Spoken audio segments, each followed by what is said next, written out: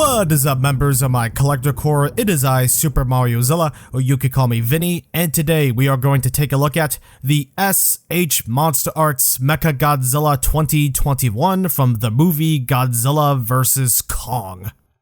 Let's be real, MechaGodzilla in Godzilla vs. Kong is one of, if not the worst kept secrets. But a secret nonetheless. MechaGodzilla was shortly revealed after the movie's North American release. It was announced as a web exclusive and did not have a nice price. Despite the $160 MSRP, is the figure still worth grabbing? Well, I'll tell you. Buckle up, get a snack, and let's see if he's worthy of a spot on the Monsterverse shelf.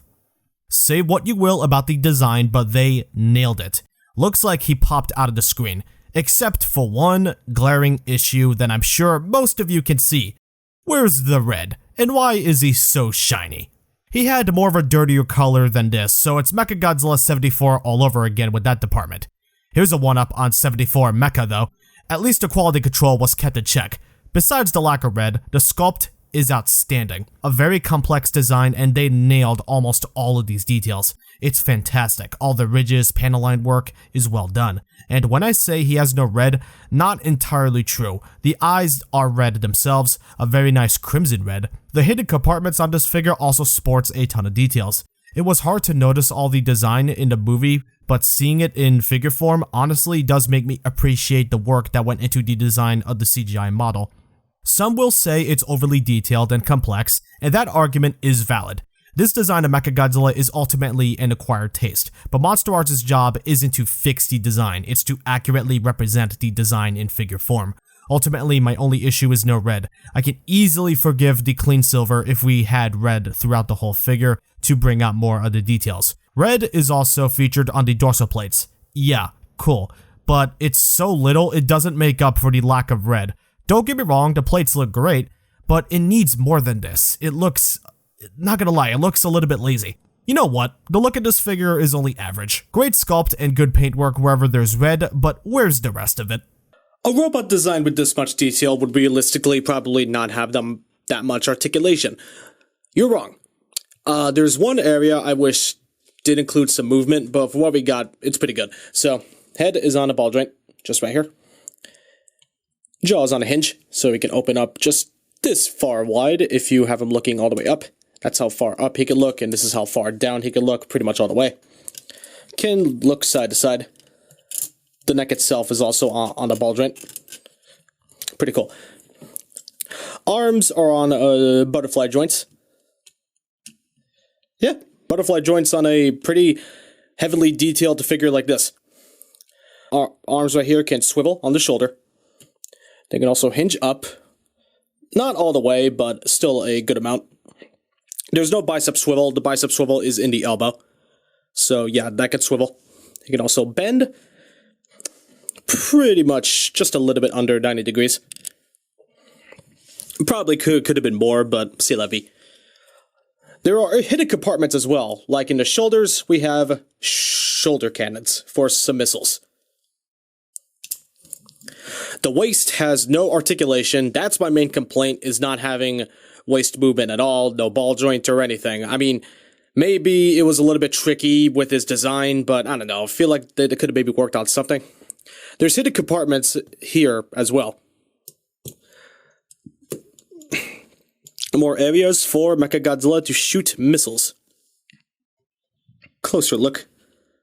Yeah, you could just barely see it. Pretty cool stuff. I was trying to close them back up. You know what? I almost forgot. Hands are on ball joints. Well, you saw it right there. Legs. So there were pistons here that would greatly limit the leg movement to make it more realistic. I see why they did that, but that's a case of over-engineering because not all details translates to a fully posable figure, and because of that, there is a lot of reports of the figures breaking, already broken in the package, like with mine, hintity, hint, hint. Yeah, however, I removed them, and you might be wondering, why did I get this replaced anyway, if I was planning to remove them? Well, simply because he was looking weird without the hinge swivels on his crotch region. looked a little bit too odd. I wanted to him at least keep that some of the piston aesthetic. So without the pistons, his leg movement would have been, I don't know, right about there. And he could not split that much, if at all. And thigh swivel, forget about it. You're begging to stress the piston and have them snap. But without the pistons, he can pretty much go almost all the way forward, and without them, he can split pretty far. And thigh swivel is no issue. Pretty neat. Knees are on a bend. There are pistons here, but they actually work. That's really good engineering. This is an example of engineering that works. Anyway, knees don't bend too awfully far, but that's fine. It's par course for the design. Feet are on a hinge right here, so he can move his feet back this far back, move his feet forward this far forward, and he gets some pretty sick ankle rocker. Not bad. The tail. This is a little bit tricky for me to explain.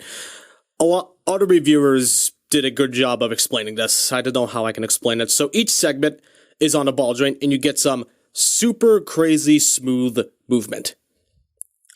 As you can see, I'm not going crazy with it out of the fear of it breaking, but you can get some pretty cool poses. Be as gentle as you can with this tail, because what they did is that each segment has a ball joint. Ball joint here, ball joint here, ball joint here, ball joint here. None of these segments, as far as my knowledge goes, is actually a sleeve. Every single segment is on a ball joint. But besides this part right here, where it's just a static piece, but that makes sense. Yeah, every single segment is on a ball joint. Don't get me wrong, it's a good idea on paper, and you know what? It kind of does work if you're careful with it, but at the same time, that causes a lot of stress on the ball joints. Because they are pretty small and pretty delicate. So if you're not careful with the tail, snap. And that already happened to a few collectors in the community. So be careful with the tail if you want to, have fun with it. Don't go crazy with it like other Godzilla figures. So don't go crazy with any Godzilla figures' tails at all, actually. So MechaGodzilla's movement is a lot more than what anybody would have expected. The only issue is no ball joint in the waist. That's the only complaint I can really think of. Other than that, he is plenty posable. And because of his diecast, he can even have his tail lifted above the ground. And he can do some pretty cool leaned over poses like this one. So, you know what? It's pretty cool. I just wish, again, he had waist movement. That's my biggest issue. Other than that, he's plenty posable. For the most part. Accessories. MechaGodzilla comes with alternate hands. At first, everyone thought these were just a separate pair of hands. Not exactly. You can mix and match the fingers to create different positions for them, like open hands to hold someone by the neck or fist hand. Genius. And it gives the collector plenty of options how they want to utilize the hand parts. How it works, there's 2 pairs of fingers for the wrists. 2 wrists are open, and 2 are bent. The wrist parts are attached via ball joints, and these are difficult to interchange. By all means, be extra careful with these, since you don't want to break anything. Accessories are nice, but for the price point, we should have gotten the beam with them. I guess that's what the special color versions are for, huh? No, they should not be. Here's a size comparison with other MonsterArts figures you may or may not own. MechaGodzilla scales okay with the others, but he's too big. They based the size off of Godzilla and MechaGodzilla's beam battle in the final fight scene.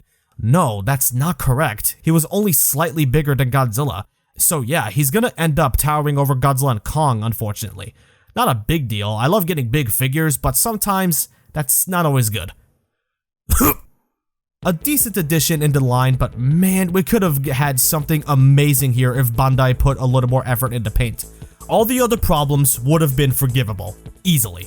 That being said, this isn't a bad figure either. If you're a big fan of MechaGodzilla and the movie Godzilla vs. Kong, then who knows, you may enjoy him a lot. I enjoy him, but remember, I look at these as objectively as possible, and I'm not confident that folks will get this and say it was worth the $160. That's a little ridiculous.